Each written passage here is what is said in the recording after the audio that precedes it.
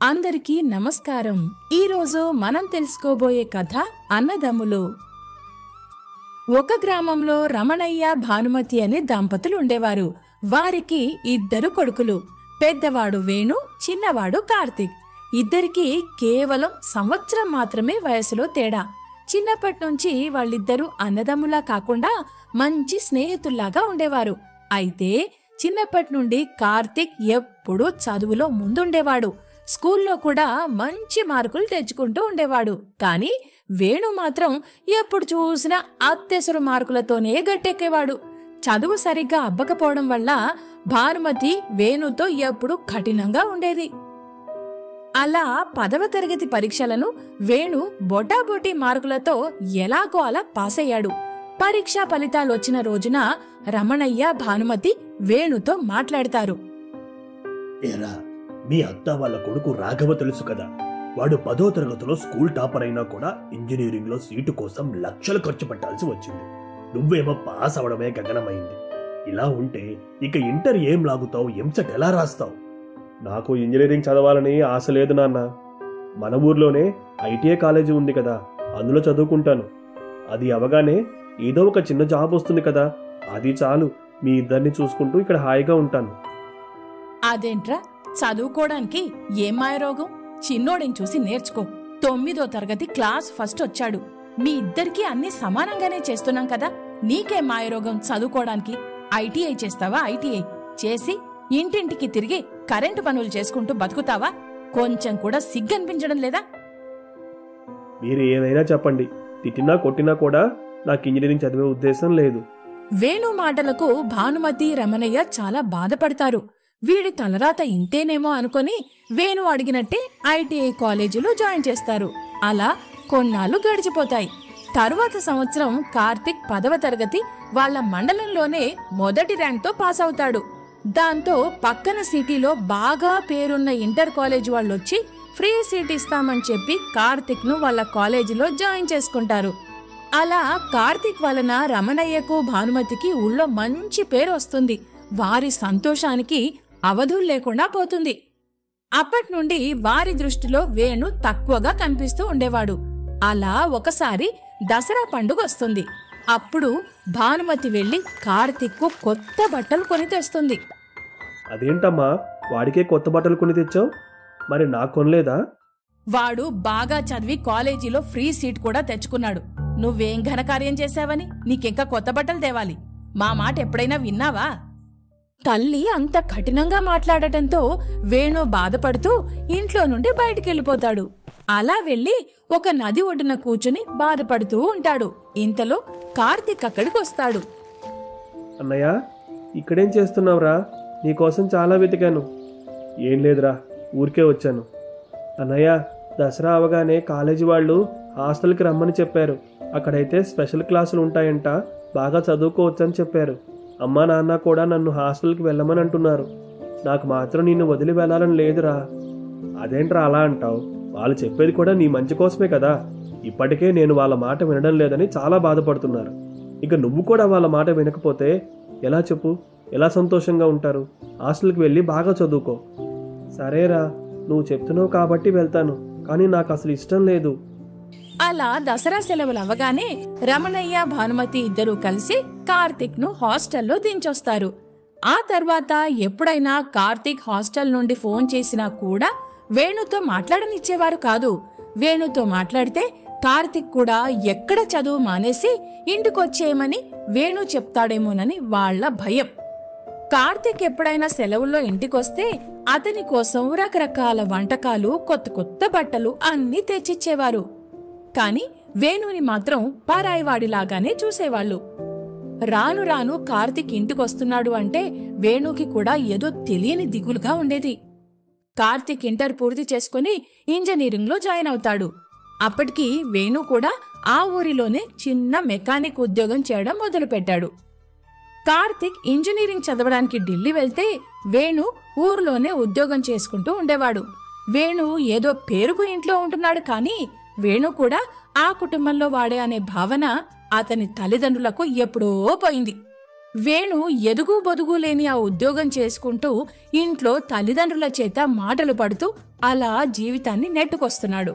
మరోవైపు కార్తిక్ మాత్రం బాగా చదువుకొని క్యాంపస్ ఇంటర్వ్యూలోనే నెలకు 1,00,000 రూపాయల జీతం వచ్చే ఉద్యోగం సంపాదిస్తాడు. అలా ఉద్యోగం సంపాదించిన కార్తిక్ ఉద్యోగంలో చేరడానికి ఇంకా కొంత సమయం ఉండడంతో ఇంటికొస్తాడు. నా బంగారు తండ్రి, నీకు నాదిష్టే తగిలేలా ఉందిరా. బాగా చదువుకొని నా పేరు నిలబెట్టావురా. వెంటనే మంచి పిల్లను చూసి నీకు పెళ్లి చేస్తే చట్టా పట్టాలేసుకుని తిరుగుతూ ఉంటే చూడాలని ఉంది. అదేంటమ్మా, అన్నయ్యకు పెళ్లి చేయండి ముందు, నేనింకా చిన్నపిల్లవాణ్ణి. హా, అన్నకి అదొక్కటే తక్కువ. ఇంకా మీ అన్నకు పిల్లను ఎవరిస్తారు? చదువుకోరా చదువుకోరా అని మేము మొత్తుకుంటే చదువుకి ఎగనామం పెట్టి మెకానిక్ అయ్యాడు. వాడి ముఖానికి పెళ్లి అంటే ఆ పిల్ల గొంతు కోసినట్టే. ఆ మాటలు విన్న వేణు వాళ్లని చూసి చూడనట్టు బయటికెళ్ళిపోతాడు. రాను రాను వేణుకు తన తమ్ముడి మీద ప్రేమ కూడా తగ్గిపోతూ ఉంటుంది. అలా మరో 10 రోజుల్లో ఉద్యోగానికి వెళ్ళాలి అనుకున్న కార్తిక్ తన స్నేహితులతో కలిసి గోవా వెళ్ళాలి అనుకుంటాడు. తల్లిదండ్రులతో చెప్తే వాళ్లు కూడా సరే అనడంతో కార్తిక్ తన స్నేహితులతో కలిసి కారులో గోవా వెళ్తూ ఉంటాడు. అలా గోవా వెళ్లి బాగా ఎంజాయ్ చేసి తిరిగి వస్తూ ఉంటారు. అప్పటికే కార్తిక్ స్నేహితులు బాగా తాగేసి ఉండడంతో కారు నడుపుతూ ఒక లారీకి గుద్దేస్తారు. దాంతో కార్తిక్ స్నేహితుల్లో ఒకరు అక్కడికక్కడే చనిపోగా కార్తిక్కి బాగా దెబ్బలు తగులుతాయి. కార్తిక్ ను హుటాహుటిన హాస్పిటల్కు తీసుకుని వెళ్తారు. అక్కడి పోలీసులు రమణయ్యకు ఫోన్ చేసి జరిగిన విషయం చెప్తే రమణయ్య, భానుమతి, వేణు ముగ్గురు ఏడుస్తూ హాస్పిటల్కి వెళ్తారు. అక్కడ హాస్పిటల్ బెడ్ మీద కార్తిక్ ని చూసి భానుమతి, రమణయ్య ఏడుస్తూ, అయ్యో నా కొడుక్కి ఏమైంది? బంగారం లాంటి బిడ్డ స్పృహ లేకుండా పడి ఉన్నాడే, అయ్యో అయ్యో. అమ్మా, మీరలా ఏడిస్తే కుదరదు. ముందు బయటకు వెళ్ళండి. అర్జెంటుగా మీ అబ్బాయికి ఆపరేషన్ చెయ్యాలి. 10 లక్షల వరకు ఖర్చు అవుతుంది. డబ్బు తీసుకొస్తే మీ అబ్బాయి బతుకుతాడు, లేకపోతే కష్టం. అంత మాట అనకండి డాక్టర్ గారు. తల తాకట్టు పెట్టైనా సరే డబ్బు తెస్తాను. భానుమతి ఏడుస్తూ అక్కడే కూలబడిపోతుంది. రమణయ్య ఇంటికి వెళ్లి ఆ ఊరి జమీందారికి తన పొలాన్ని అమ్మేసి డబ్బు తీసుకొచ్చి కార్తీక్ ఆపరేషన్ చేయిస్తాడు. ఆపరేషన్ అయితే జరుగుతుంది కానీ అతని 2 కాళ్ళు చచ్చుబడిపోవడంతో ఇంకా జీవితంలో నడవలేడు అని డాక్టర్ చెప్తాడు. విదేశాలకు తీసుకెళ్లి వైద్యం చేపిస్తే తప్ప నడవడం కుదరదు అని చెప్తాడు. ఏరా వేణు, మీ తమ్ముడికి ఇలా జరిగింది అని నీకు ఇసుమంతైనా బాధుందా? వీడికి ఉద్యోగం వస్తే మన కష్టాలన్నీ తీరిపోతాయి అనుకుంటే ఇప్పుడు ఉన్న పొలం కూడా వీడి కోసం అమ్మాల్సి వచ్చింది. పెద్ద కొడుకువి నువ్వు, మాకు ఏమైనా అవసరం అనుకుంటే నువ్వు కూడా గుదిబండలాగా తయారయ్యావు. ఇప్పటికి గుర్తొచ్చానా అమ్మ నేను మీ పెద్ద కొడుకునని? వాడి పరిస్థితి చూసి నీకంటే నాకే ఎక్కువ బాధగా ఉంది. కష్టాల్లో మిమ్మల్ని వదిలేసి వెళ్ళిపోతాననుకుంటున్నారా? నేను మరీ అంత కఠినాత్ముడినేమీ కాదమ్మా. ఆ రోజు నుండి కుటుంబ బాధ్యతలన్నీ వేణు మీద పడ్డాయి. వేణుకు వచ్చిన చాలని జీతం ఇంటి ఖర్చులకు కూడా సరిపోయేది కాదు. పైగా కార్తిక్ మందులకు, వైద్యానికి అస్సలు డబ్బు సరిపోదు. ఉన్న పొలం కూడా అమ్మేయడంతో ఏం చెయ్యాలో వేణుకి, రమణయ్యకు ఏమీ పాలుపోవడం లేదు. ఆ సమయంలో కూడా భానుమతి వేణును మాటిమాటికి ఆడిపోసుకుంటూనే ఉండేది. చేతికందిన కొడుకు అలా అయిపోవడంతో భానుమతికి వచ్చే కోపాన్ని ఎవరిమీద చూపించాలో తెలియక వేణుని అనడం మొదలుపెట్టింది. తన మాట విని మంచిగా చదువుకొని ఉద్యోగం చేస్తూ ఉంటే ఇన్ని కష్టాల పాలు అయ్యేవాళ్లం కాదు అని వేణుని తిడుతూ ఉండేది. ఆ మాటలు విని విని వేణు బాగా రాడు తెలిపోయాడు. ఇప్పుడు కూడా తల్లి మాటలు విని బాధపడుతూ కూర్చుంటే కుటుంబం గడవడం కష్టం అనిపించింది. ముందు తన కుటుంబ కష్టాలు తొలగిపోతే ఆ తరువాత తల్లికి ఏం సమాధానం చెప్పాలో చూడొచ్చు అని అనుకుంటాడు. ఉదయం అంతా మెకానిక్ షాప్లో పనిచేస్తే వచ్చిన వేణు జీతం ఎలాగో సరిపోవడం లేదు అని ఒక జమీందారు దగ్గర డ్రైవర్గా పనిచేయడం మొదలు పెడతాడు. ఉదయం డ్రైవర్గా, రాత్రి మెకానిక్గా 2 పనులు చేసేవాడు వేణు. అలా ఎప్పుడో తెల్లవారుజామున 4 గంటలకు మెకానిక్ షాప్ నుంచి ఇంటికొచ్చి పడుకోవడం, మళ్లీ 9 గంటలకల్లా జమీందారు దగ్గరికి వెళ్లడం, అక్కడ పనిచేయడం చేసేవాడు. ఒకరోజు బాగా ఆకలి అవుతుంటే భోజనం చేయడానికి హోటల్కు వెళ్తాడు. అక్కడ భోజనం 100 రూపాయలని రాసి ఉంటుంది. అమ్మో, 100 రూపాయలుంటే తమ్ముడికి ఏదైనా పండ్లు తీసుకుని వెళ్ళొచ్చు. నేను ఒక పూట పస్తుంటే ఏం కాదులే. అలా తను తినే భోజనం కూడా తమ్ముడి ఆరోగ్యం కోసం త్యాగం చేసేవాడు. కాని ఈ విషయాలు ఏమీ తెలియని ఆ తల్లి మాత్రం వేణుని ఆడిపోసుకుంటూ ఉండేది. ఒకరోజు వేణు తన డ్రైవింగ్ చేస్తూ ఒక జమీందారును వాళ్ల పొలానికి తీసుకువెళ్తాడు. తిరిగి వచ్చేటప్పటికి బాగా వర్షం పడుతూ ఉంటుంది. చీకటి కావడంతో వేణు నెమ్మదిగా కారు నడుపుతూ ఉంటాడు. అప్పుడు కారు చక్రం బురదలో ఇరుక్కుపోతుంది. వేణు కారు దిగి చక్రం ఎంత లోతులో దిగిందో అని చూస్తూ ఉంటాడు. జమీందారు కూడా కారు దిగి నిలబడతారు. ఇంతలో గాలివానకు పక్కనే ఉన్న చెట్టు జమీందారు మీద పడబోతుంటే వేణు వేగంగా వెళ్లి ఆయనను ముందుకు తోసేస్తాడు. దాంతో జమీందారు ప్రాణాపాయం లేకుండా తప్పించుకుంటారు. కాని ఆ చెట్టు కొమ్మలు వేణుకు బలంగా తాకుతాయి. వేణుకు దెబ్బలు తగిలి రక్తం కారుతూ ఉంటుంది.